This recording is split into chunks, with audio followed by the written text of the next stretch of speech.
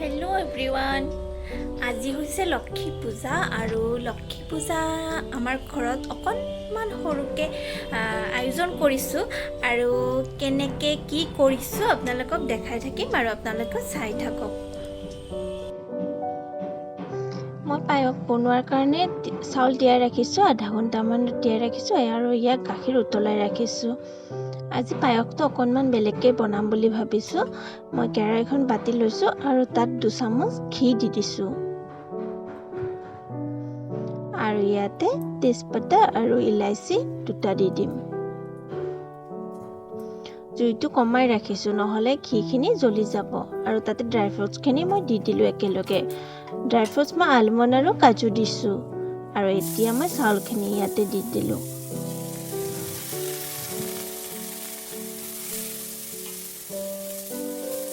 এইখিনি ভাজি নলওঁ, জাষ্ট পানীটো নোহোৱা হোৱালৈকে অকণমান লৰাই ল'ম।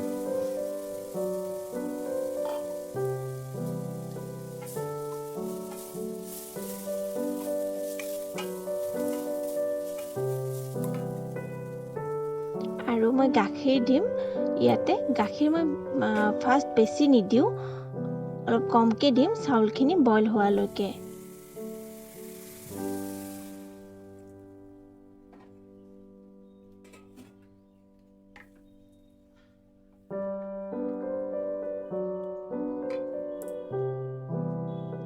আৰু মই অলপ কুহুমীয়া গাখীৰ লৈছোঁ আৰু তাতে মই পাউডাৰ গাখীৰ 1 পেকেট 10 টকীয়া মিক্স কৰি লৈছোঁ। আপোনালোকে কনডেন্স মিল্কো দিব পাৰে বা এনেকৈও দিব পাৰে।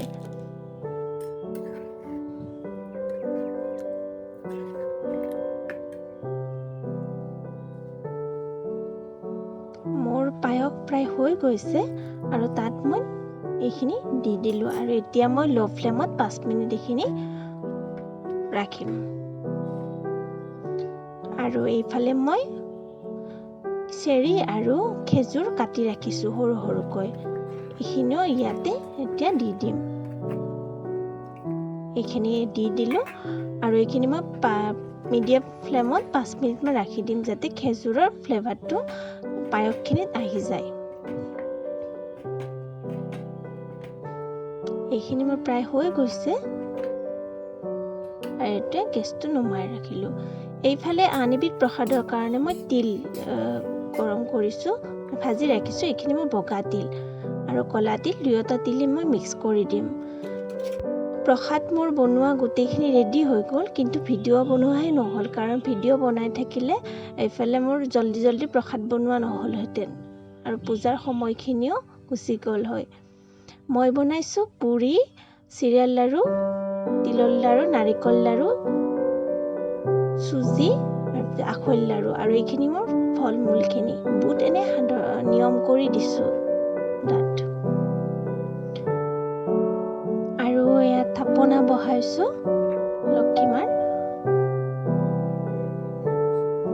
আৰু অকল লক্ষী পূজাত লক্ষীক পূজা কৰাৰ লগতে নাৰায়ণকো পূজা কৰিব লাগে, সেয়ে নাৰায়ণৰ কাৰণে ভোগ অলপ ৰাখিছোঁ, যিটো আমাৰ নাৰায়ণৰ পূজাত ভোগ দিয়ে সেই ভোগটো।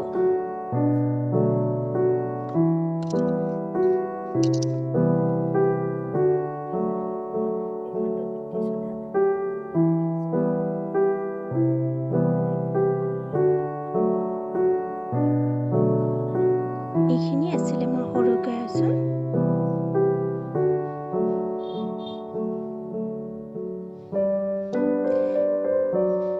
মোৰ ভিডিঅ'টো চোৱাৰ বাবে বহুত ধন্যবাদ।